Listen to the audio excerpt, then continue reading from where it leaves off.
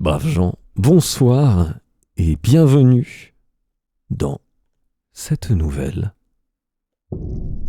horrifique histoire. Qui pour celles et ceux qui sont sur le live a mis bien trop de temps à démarrer. Si vous êtes sur la rediff, vous avez du bol.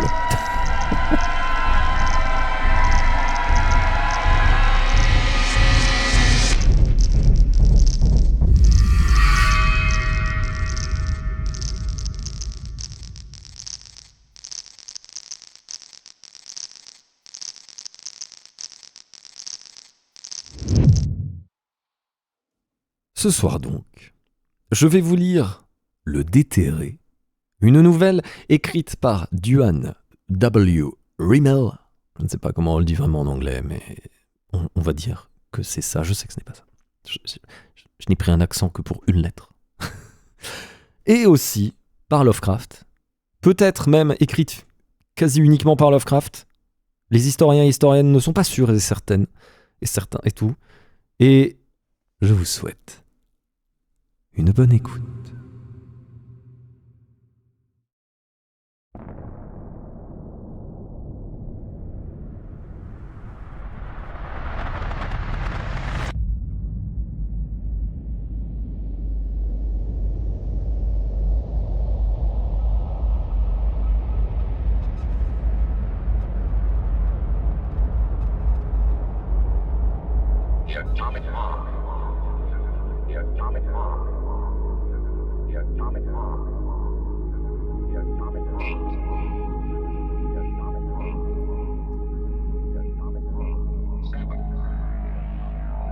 Je me réveillai brutalement d'un horrible cauchemar et fixai un regard affolé sur ce qui m'entourait.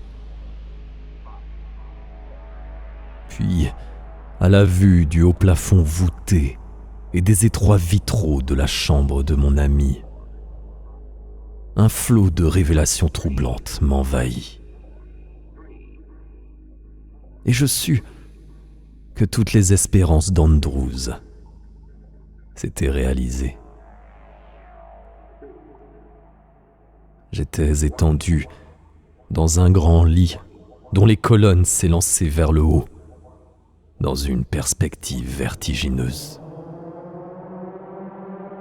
Tandis que, sur les immenses rayonnages qui couvraient les murs de la chambre, reposaient les antiquités et les livres familiers que j'avais toujours vus dans ce coin retiré du vieux manoir croulant où nous avions élu domicile ensemble, voilà plusieurs années.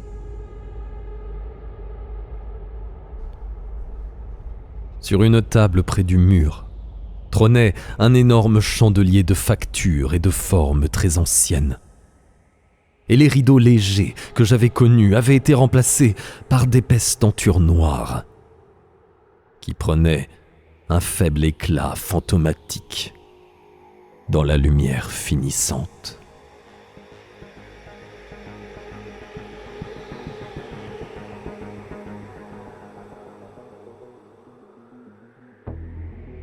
Je me rappelais avec effort les événements qui avaient précédé ma retraite forcée dans cette véritable forteresse médiévale. Il n'était pas agréable. Et un nouveau frisson me parcourut au souvenir de la couche où j'avais reposé avant celle-ci. La couche que tout le monde avait cru être ma dernière.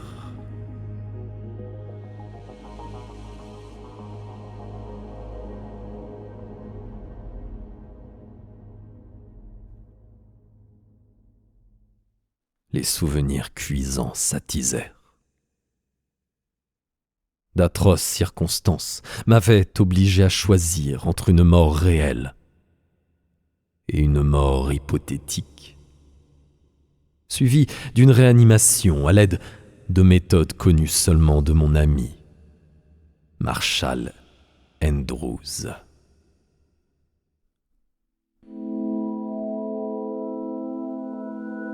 Tout avait commencé à mon retour d'Orient, une année auparavant.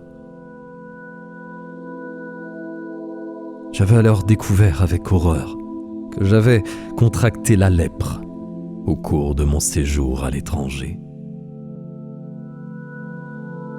J'avais été conscient de prendre de grands risques en soignant mon frère atteint de ce mal aux Philippines. Mais aucun signe de contamination n'était apparu avant mon retour chez moi. C'est Andrews qui en avait fait la découverte et me l'avait caché le plus longtemps possible. Mais comme nous étions très liés, l'affreuse vérité m'était bientôt apparue. Aussitôt, je fus cantonné dans notre vieille demeure au sommet des rochers escarpés surplombant la ville décrépite de Hampden. Demeure dont je n'étais jamais autorisé à franchir les couloirs moisis et les étranges portes voûtées. C'était une horrible existence, avec cette ombre jaune constamment suspendue au-dessus de moi. Pourtant, mon ami me resta toujours fidèle, prenant soin de ne pas contracter la terrifiante maladie, tout en me rendant la vie aussi agréable et confortable que possible. Sa célébrité de chirurgien, très grande bien que quelque peu sinistre, empêcha toute autorité de découvrir mon mal et de m'exiler.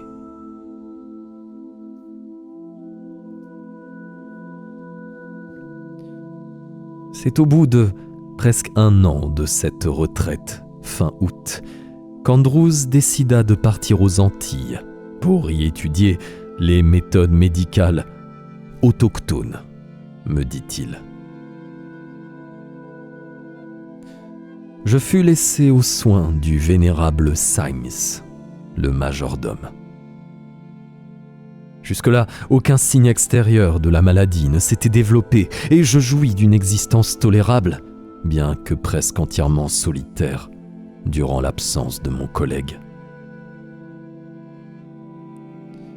C'est pendant cette période que je lus plusieurs des volumes qu'Andrews avait acquis au cours de ses 20 années de pratique chirurgicale et que j'appris pourquoi sa réputation, bien que localement très haute, était légèrement trouble. Car ces livres traitaient entre autres d'innombrables sujets hors du commun, n'ayant qu'un rapport très lointain avec les connaissances médicales modernes. Des traités et articles apocryphes sur des expériences chirurgicales monstrueuses, des comptes rendus sur les effets étranges de la transplantation glandulaire et du rajeunissement chez l'animal comme chez l'homme, des brochures sur des essais de greffe de cerveau et d'autres innombrables spéculations fanatiques non sanctionnées par les médecins orthodoxes. Il apparaissait aussi qu'Andrews était une autorité en matière de médicaments obscurs. Quelques-uns des livres que je parcourus avec difficulté révélaient en effet qu'il avait passé beaucoup de temps à étudier la chimie et à rechercher de nouvelles drogues pouvant être utilisées en chirurgie.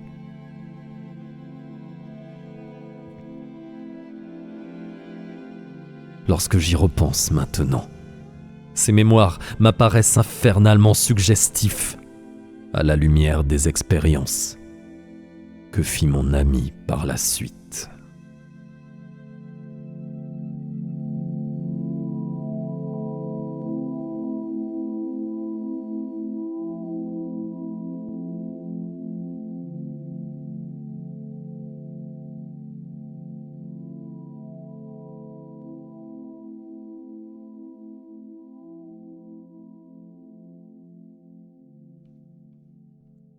Andrews fut absent plus longtemps que je ne m'y étais attendu et ne revint qu'au début novembre, presque 4 mois plus tard.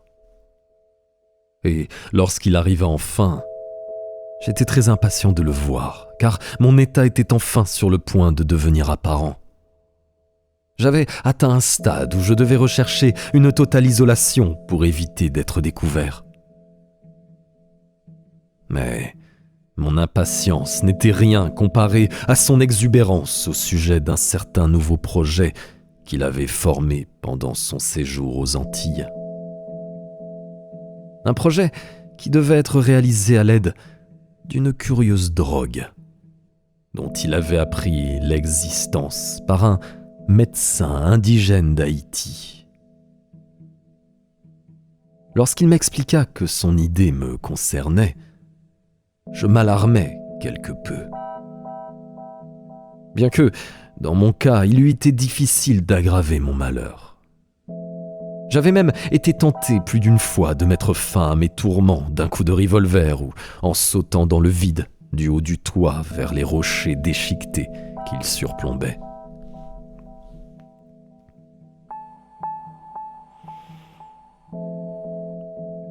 Le lendemain de son retour, dans l'intimité du bureau mal éclairé, il me fit part de son projet macabre. Il avait découvert en Haïti une drogue dont il m'exposerait plus tard la formule qui provoquait un état de profond sommeil chez quiconque l'absorbait. Une catalepsie si complète que la mort était imitée de très près. Tout réflexe musculaire, y compris la respiration et les battements de cœur, était momentanément annihilé. Andrews affirmait en avoir vu plusieurs fois la démonstration sur des indigènes. Certains d'entre eux restaient somnolents plusieurs jours de suite, complètement immobiles et en apparence aussi morts qu'on pouvait l'être. Cet état d'animation suspendue, expliqua-t-il encore, tromperait le médecin le plus minutieux dans son examen. Lui-même, d'après toutes les lois connues, serait dans le devoir de déclarer décédé un homme sous l'influence d'une telle drogue. Il ajouta que le corps du patient présentait l'apparence exacte d'un cadavre. Une certaine rigidité cadavérique apparaissait même dans les cas prolongés.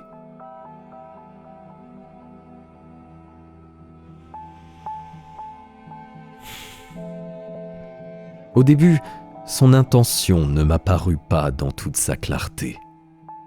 Mais lorsque ces mots se furent revêtus de tout leur sens, je fus saisi d'une faiblesse nauséeuse. Pourtant, d'un autre côté, j'étais soulagé, car cela représentait au moins un moyen d'échapper à ma malédiction, au bannissement et à la dégradation qu'entraîne ordinairement une mort par la lèpre. En quelques mots, son plan consistait à m'administrer une forte dose de la drogue en question et d'alerter les autorités locales qui, sans délai, me déclareraient décédé, puis veilleraient à ce que je fusse enterré dans les plus brefs délais. Il était certain que leur examen hâtif ne permettrait pas la découverte de mes symptômes de lèpre, qui, en réalité, n'étaient qu'à peine apparus. Un peu plus de 15 mois seulement s'étaient écoulés depuis que j'avais attrapé la maladie, alors que celle-ci met 7 ans à détruire sa victime.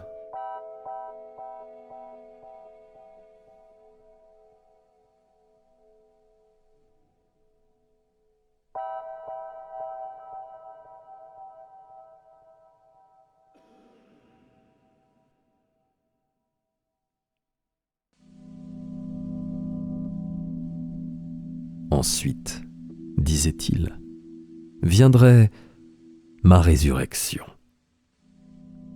Après mon enterrement dans le cimetière de famille, auprès de ma demeure séculaire et à seulement quelques centaines de yards de son propre domaine ancestral, les mesures appropriées seraient prises.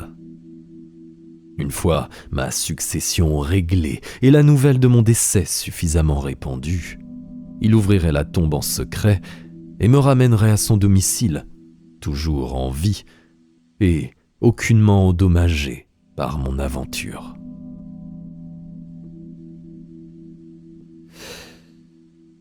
Ce plan paraissait macabre et périlleux, mais il m'offrait mon seul espoir d'une liberté même partielle. Aussi acceptai-je sa proposition, mais non sans une myriade de doutes. Et si l'effet de la drogue cessait pendant que j'étais dans la tombe? Et si le médecin légiste découvrait l'affreuse ruse et refusait de m'inhumer? Voilà les hideuses questions qui, parmi d'autres, m'assaillirent avant l'expérience. Bien que la mort eût été la fin de ma malédiction, je la craignais plus encore que le fléau jaune. Je la craignais même alors que je voyais constamment les ailes noires planer au-dessus de moi.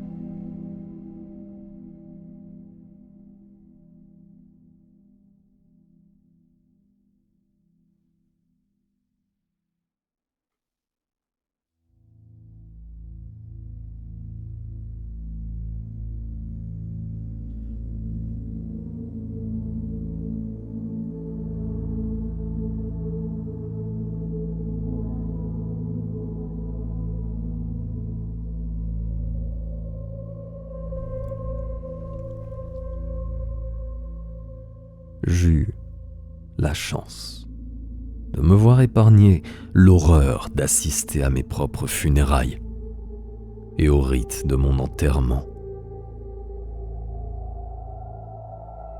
Ils durent cependant se passer exactement comme Andrews l'avait prévu, jusqu'à l'exhumation elle-même. Car après absorption du poison haïtien, je sombrai dans un état semi-paralytique, puis dans un profond sommeil, noir comme la nuit. La drogue m'avait été administrée dans ma chambre, et Andrews m'avait dit, avant de me la donner, qu'il recommanderait au médecin légiste un diagnostic d'arrêt cardiaque dû à un excès de tension nerveuse. Bien entendu, Andrews veilla à ce que je ne fusse pas embaumé, et toute l'affaire, jusqu'à mon transfert en secret du cimetière au manoir décrépit, couvrit une période de 3 jours. Ayant été enterré en fin d'après-midi le 3e jour, mon corps fut récupéré par Andrews la nuit même. Il avait replacé la terre fraîchement retournée, exactement comme l'avaient laissé les fossoyeurs. Le vieux Symes, ayant juré le secret, avait aidé Andrews dans sa tâche macabre.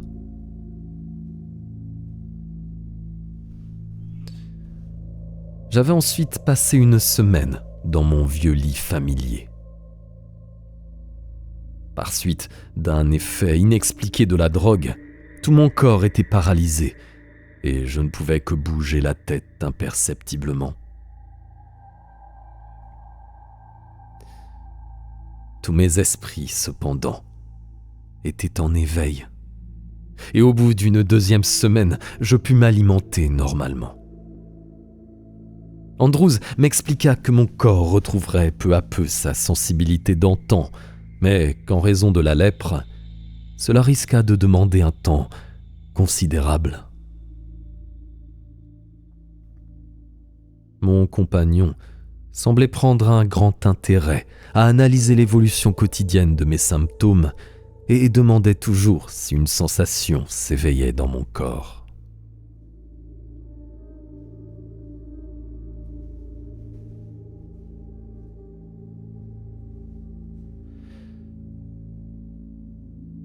Plusieurs jours passèrent avant que je pusse contrôler une quelconque partie de mon anatomie.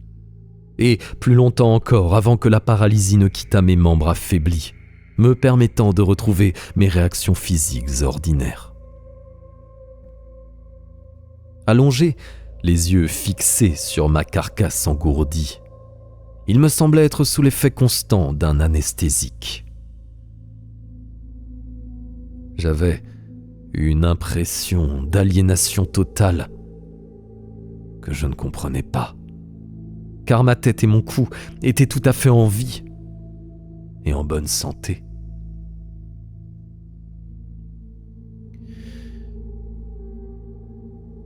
Andrews m'expliqua qu'il avait réanimé en premier lieu la moitié supérieure de mon corps et ne pouvait expliquer cette paralysie complète. Toutefois, ma condition ne semblait pas l'inquiéter outre mesure, car il faisait preuve depuis le début d'un intérêt diaboliquement vif pour mes réactions et mes réflexes.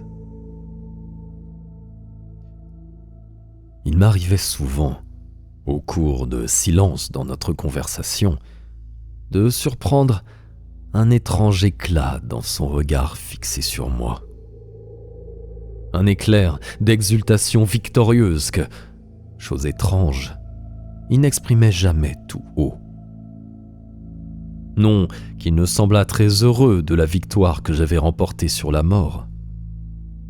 Cependant, il y avait toujours cette horreur à laquelle je devrais faire face dans moins de 6 ans, et qui ajoutait à ma détresse et à ma mélancolie durant les longs jours passés à attendre le retour à la normale de mes facultés physiques.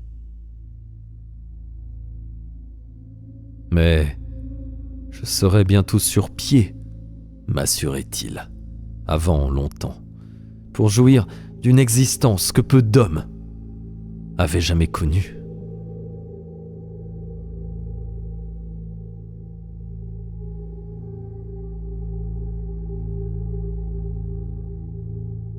Ces mots, cependant, ne devaient prendre leur sens véritable et effroyable que quelques jours plus tard.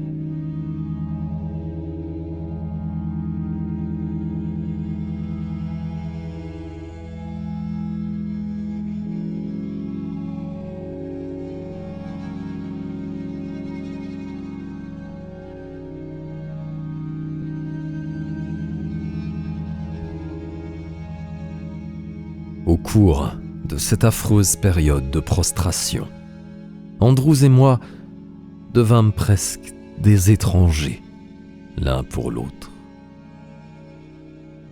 Il me traitait à présent moins comme un ami que comme un instrument sous ses doigts habiles et avides. Je découvrais en lui des traits de caractère inattendus, de petites pointes de bassesse et de cruauté apparentes même pour Symes, pourtant endurci, qui me préoccupait de manière plus qu'inhabituelle. Il faisait souvent preuve d'une extraordinaire cruauté envers les animaux vivants de son laboratoire, car il travaillait constamment à divers projets secrets de transplantation glandulaire et musculaire sur des cobayes et des lapins. Il employait aussi sa nouvelle potion somnifère dans de curieuses expériences d'animation suspendue. Mais de ces choses, il me parlait très peu, bien que Symes laissa souvent échapper de petites remarques qui m'éclairaient quelque peu sur ses activités.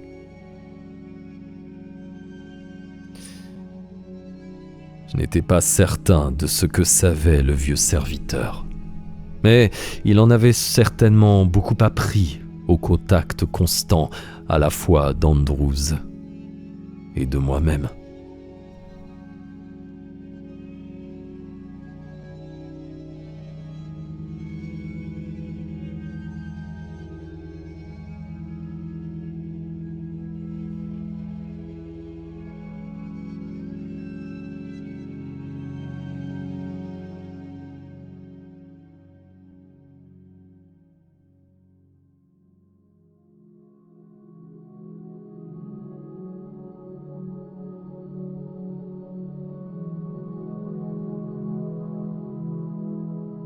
Avec le temps, une sensibilité se mit à envahir mon corps, lentement, mais sûrement, et les symptômes de réanimation suscitèrent chez Andrews un intérêt fanatique pour mon cas.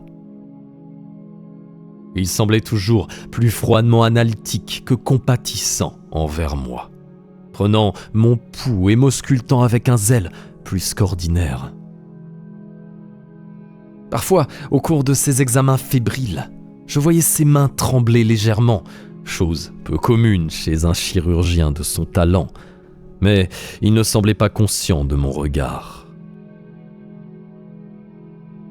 Jamais il ne m'était permis de voir mon corps, ne fût-ce qu'un instant. Mais avec le faible retour du sens du toucher, j'étais conscient d'une masse et d'une pesanteur qui, au début, me parurent gênantes et peu familières.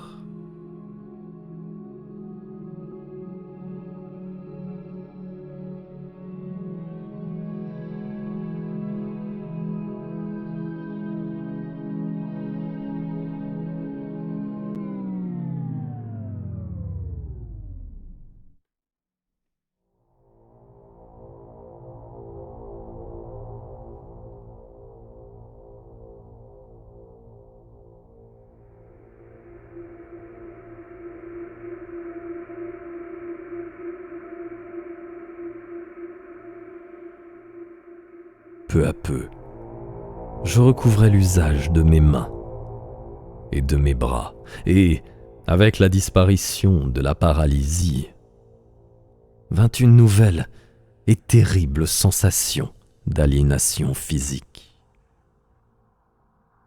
Mes membres avaient du mal à suivre les ordres de mon esprit, et chacun de mes gestes était saccadé et incertain. Si maladroites étaient mes mains, qu'il me fallut m'y réhabituer complètement. Cela devait, pensais-je, être dû à ma maladie et à son développement dans mon corps. Ne connaissant pas la manière dont les premiers symptômes affectaient la victime, le cas de mon frère ayant été beaucoup plus avancé, je n'avais aucun moyen de juger. Et comme Andrews évitait le sujet, je jugeais plus sage de garder le silence.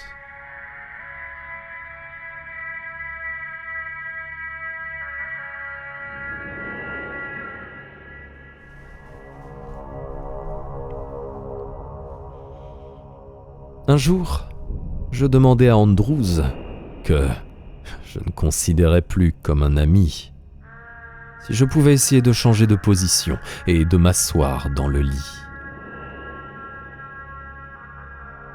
Il s'y opposa d'abord avec force, mais ensuite, après m'avoir recommandé de bien garder les couvertures jusqu'au cou pour ne pas risquer d'attraper froid, il m'y autorisa.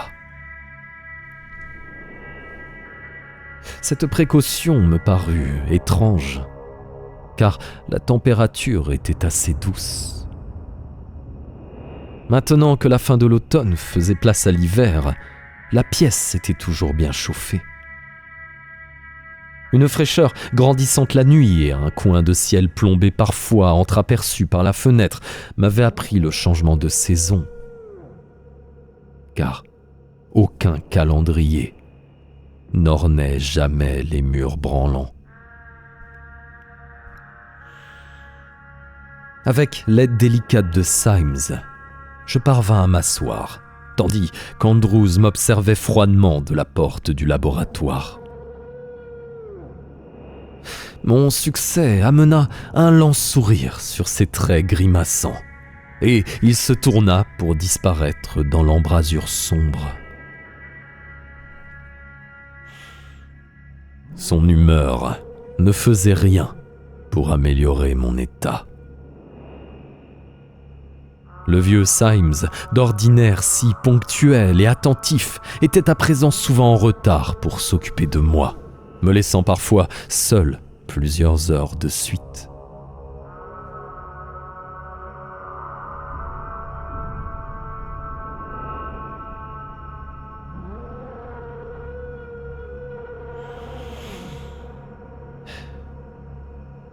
Ce terrible sentiment d'aliénation fut accentué par mon nouvel état. Il me semblait que les bras et les jambes sous ma chemise étaient presque incapables de suivre les ordres de mon esprit, et tout effort prolongé pour me mouvoir m'épuisait mentalement. Mes doigts, désespérément gourds, étaient totalement étrangers à mon sens intérieur du toucher. Et je me demandais obscurément si je devais subir le restant de mes jours la malédiction d'une maladresse causée par ma terrifiante maladie.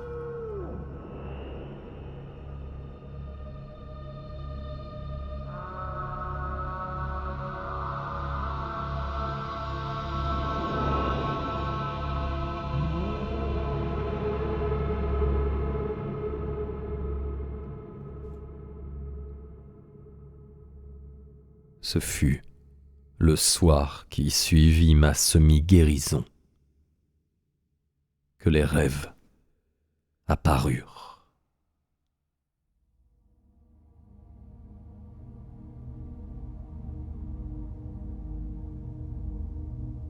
Ils me tourmentaient non seulement la nuit, mais aussi le jour. Je me réveillais, hurlant affreusement de quelque horrible cauchemar auquel je n'osais penser en dehors du royaume du sommeil. Ces rêves consistaient surtout en visions macabres.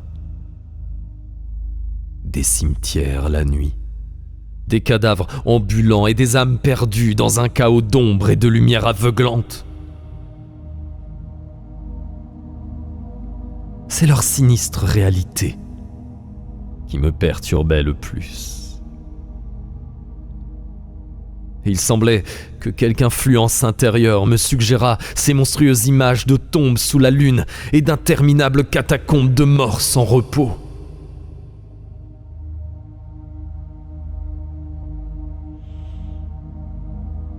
Je ne parvenais pas à en situer la source. Et au bout d'une semaine, j'étais complètement enfiévré de pensées abominables qui semblaient s'imposer de force à ma conscience.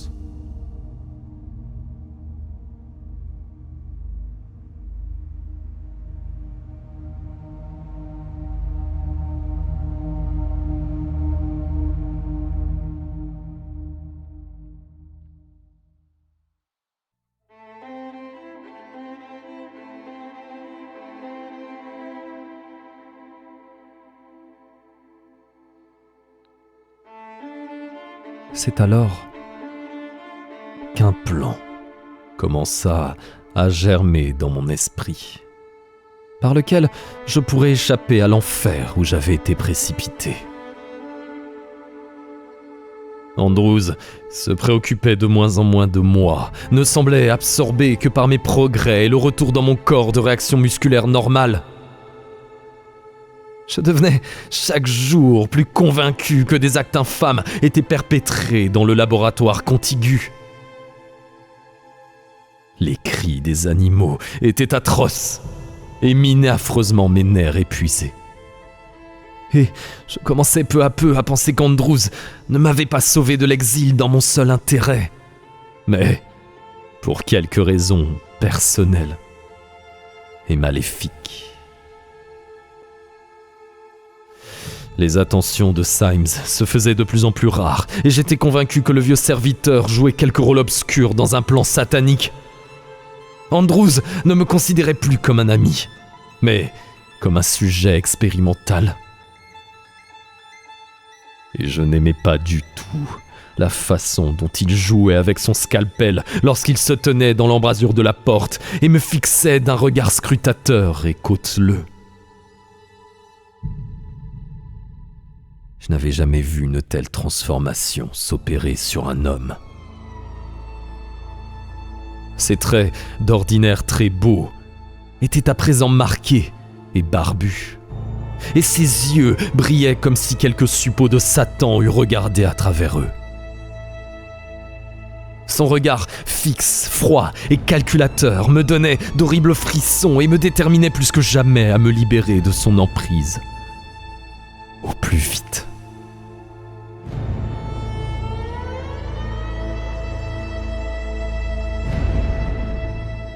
J'avais perdu la notion du temps au cours de mon orgie de cauchemars et n'avais aucun moyen de savoir à quel rythme les jours passaient. Les rideaux étaient souvent tirés pendant la journée, la pièce étant éclairée par des cylindres de cire fichés dans le grand chandelier. C'était un cauchemar éveillé, d'horreur et d'irréalité.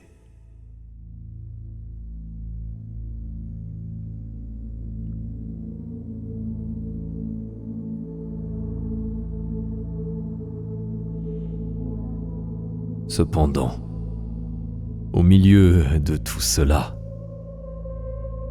je retrouvais des forces peu à peu. Je prenais toujours des précautions pour répondre aux questions d'Andrews sur le retour de mon contrôle physique, le laissant ignorer qu'une vie nouvelle vibrait en moi, plus grande chaque jour. Une force vraiment étrange, mais sur laquelle je comptais pour mener à bien mon projet.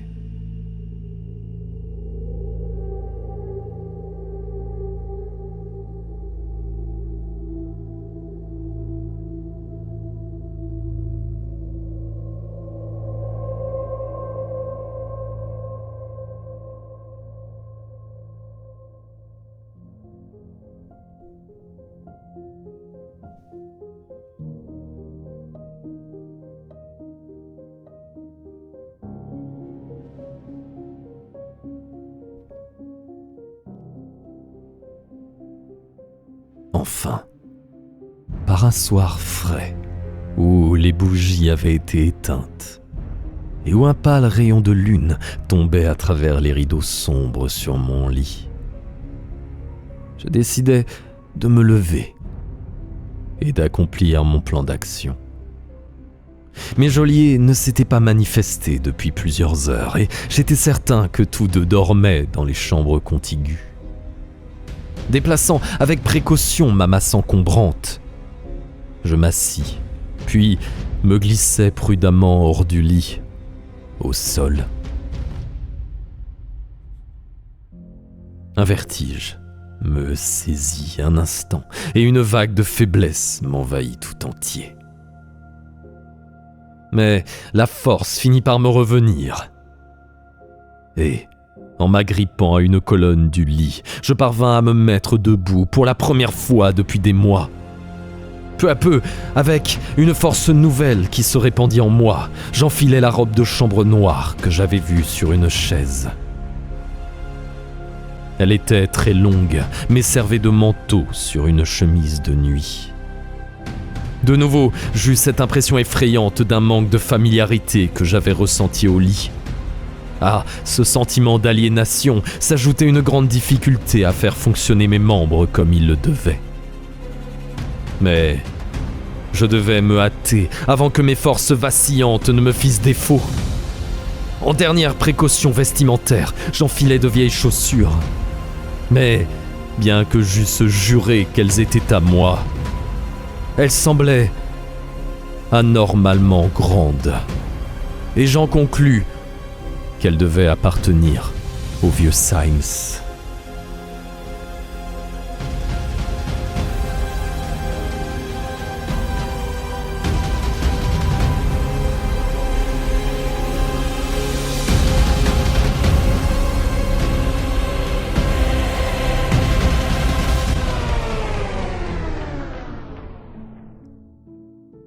Ne voyant aucun autre objet lourd dans la pièce, je me saisis de l'énorme chandelier posé sur la table, sur lequel la lune brillait d'un pâle éclat, et me dirigeai subrepticement vers la porte du laboratoire. Mes premiers pas furent saccadés et difficiles, et dans la pénombre, il m'était impossible d'avancer très vite. Lorsque j'atteignis le pas de la porte, un regard dans la pièce suivante me révéla mon ancien ami, assis dans un énorme fauteuil rembourré, et avec, à côté de lui, un guéridon garni de bouteilles diverses et d'un verre. Il était à demi étendu dans la clarté lunaire qui traversait la grande fenêtre, et ses traits bouffis se fendaient d'un sourire figé par l'alcool. Il avait un livre ouvert sur les genoux, l'un des abominables volumes de sa collection privée. Un long moment, je couvais ce spectacle d'un regard triomphant. Puis, m'avançant brusquement, j'abaissai l'arme massive sur son crâne sans protection. Le craquement sourd fut suivi d'un jaillissement de sang et le démon s'affaissa sur le sol, la tête demi-ouverte. Je ne ressentis aucun remords à prendre la vie de cet homme d'une telle manière. Dans les spécimens hideux de sa sorcellerie chirurgicale, à demi visible et éparpillée dans la pièce, à divers degrés d'achèvement et de conservation, je voyais assez de preuves pour condamner son âme au feu éternel sans que mon aide fût nécessaire. Andrews était allé trop loin dans ses pratiques pour vivre plus longtemps. Et, en tant que l'un de ses nombreux spécimens, de cela j'avais à présent l'insupportable certitude. Il était de mon devoir de le mettre hors d'état de nuire.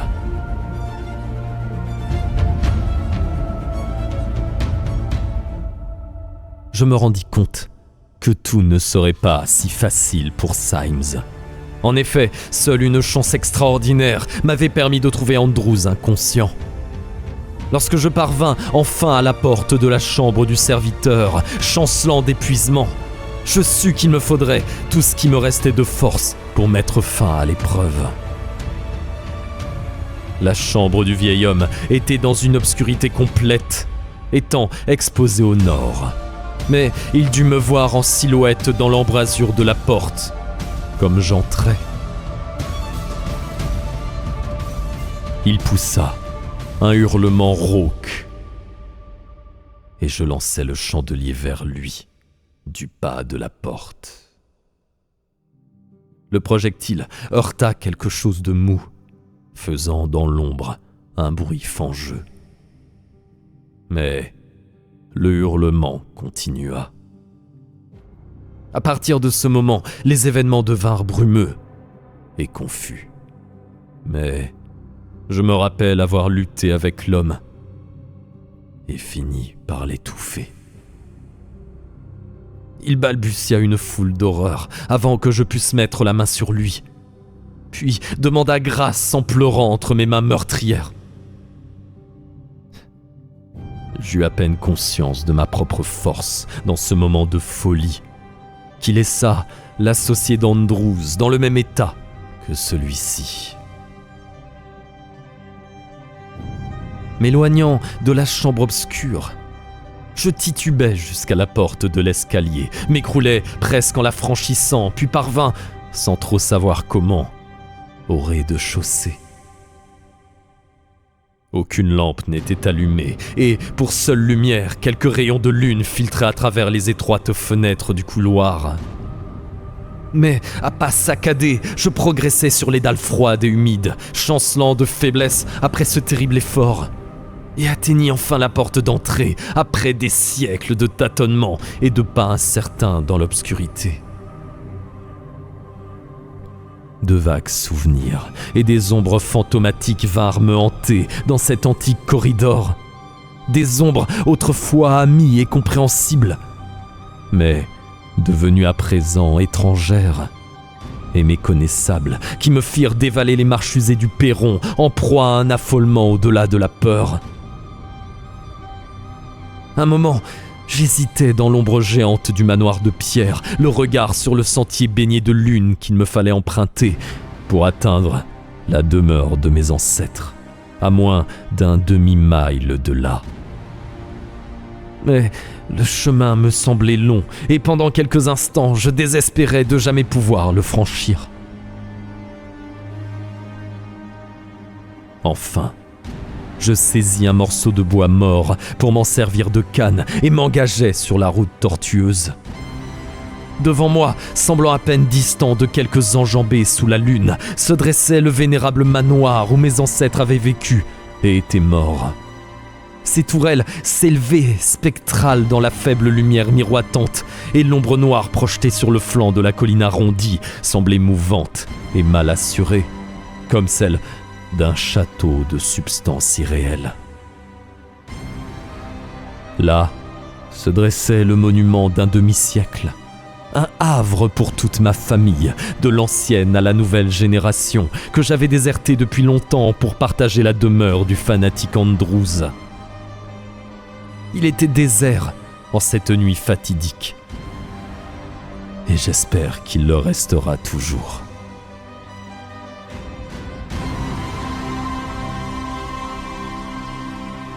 D'une manière ou d'une autre, je parvins jusqu'à ce lieu ancestral, bien que je n'ai pas le moindre souvenir de la deuxième moitié du trajet. Il me suffisait d'être auprès du cimetière de famille où, parmi les pierres moussues qui s'effritaient, je chercherais l'oubli que j'avais désiré. Comme j'en approchais, sous les rayons de lune, l'ancienne familiarité du lieu si absente durant l'existence anormale que j'avais menée dernièrement revint me harceler d'une manière tout à fait inattendue. Je m'avançais vers ma propre pierre tombale et l'impression d'un retour au bercail s'amplifia. En même temps, je fus assailli de nouveau par cet horrible sentiment d'aliénation et de désincarnation que je connaissais si bien. J'étais heureux que la fin fût proche. Et je ne pris le temps d'analyser mes émotions qu'un peu plus tard, lorsque toute l'horreur de ma situation m'eut soudain frappé.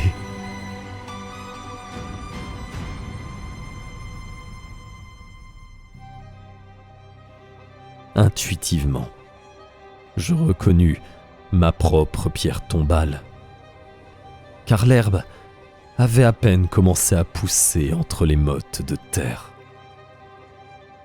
Avec une hâte fébrile, je me mis à gratter le monticule, puis à m'attaquer à la terre humide, après en avoir ôté l'herbe et les racines.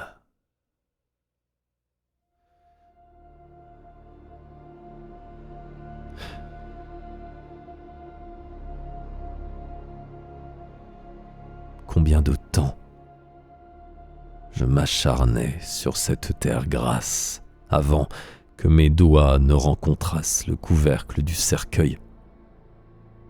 Je ne saurais jamais le dire. Mais la sueur m'inondait, et mes ongles n'étaient plus que des crochets inutiles et sanglants.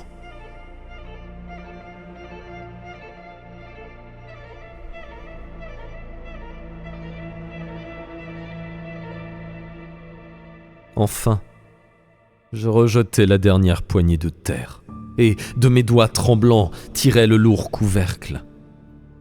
Il céda un tout petit peu, et je m'apprêtais à le soulever complètement, lorsqu'une odeur fétide et nauséabonde assaillit mes narines.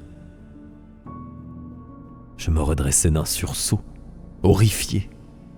Quelque idiot avait-il placé ma pierre tombale sur la mauvaise tombe, me faisant déterrer un autre corps? Car on ne pouvait vraiment pas se tromper sur cette affreuse puanteur. Peu à peu, une hideuse incertitude m'envahit et je m'extirpai de la fosse. Un regard sur l'inscription encore fraîche me suffit. C'était bien ma propre tombe. Mais quel insensé y avait enterré un autre cadavre!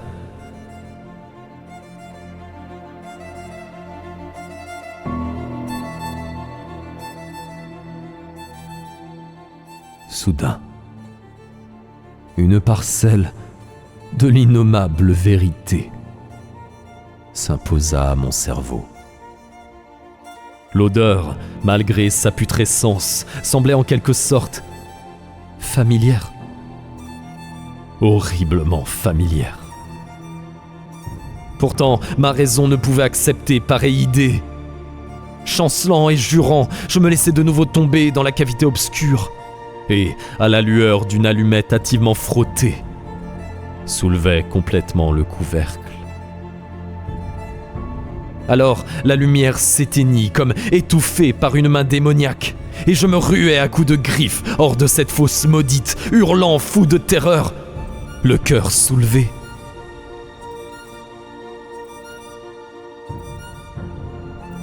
Lorsque je repris conscience, j'étais étendu devant la porte de mon manoir ancestral, où j'avais dû me traîner après le hideux rendez-vous du cimetière familial. Je m'aperçus que l'aube était proche et me relevai avec peine, ouvrant devant moi l'antique portail et pénétrant un lieu qui n'avait pas connu de pas humain depuis plus de 10 ans. La fièvre ravageait mon corps affaibli et j'arrivais à peine à me tenir debout. Mais j'avançais lentement, traversant les pièces moisies, faiblement éclairées, et, titubant, entrais dans mon propre bureau, le bureau que j'avais déserté depuis tant d'années.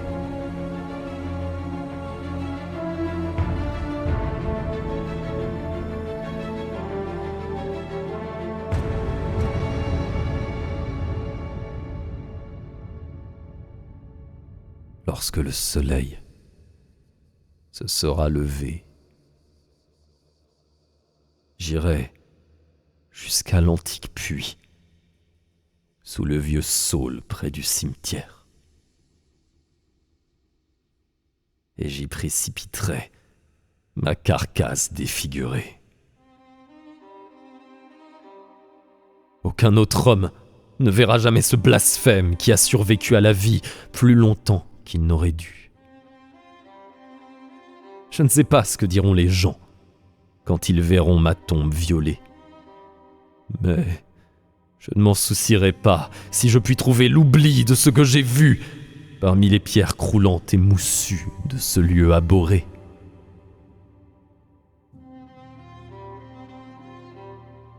Je sais à présent pourquoi Andrews était si secret quant à ses actions, si infernalement possesseur et triomphant après ma mort artificielle.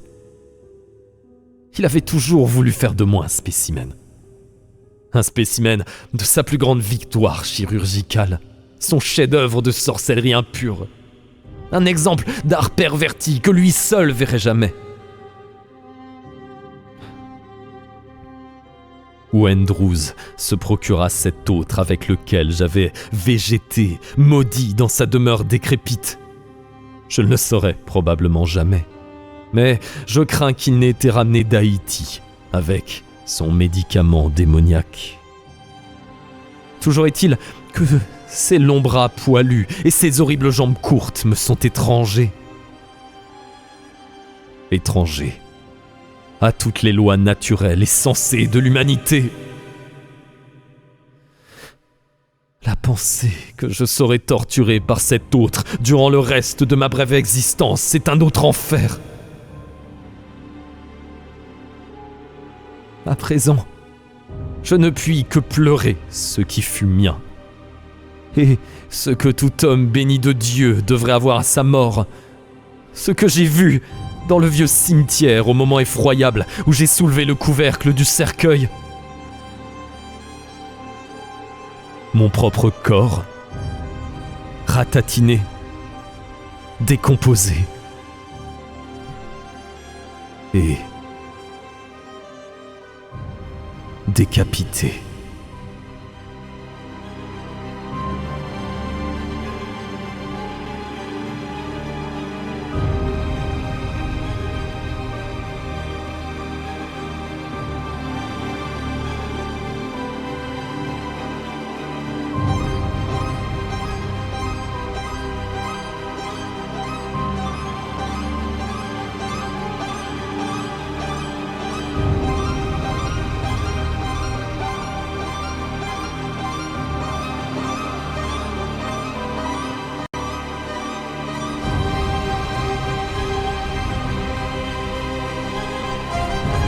Et c'est une fin d'histoire.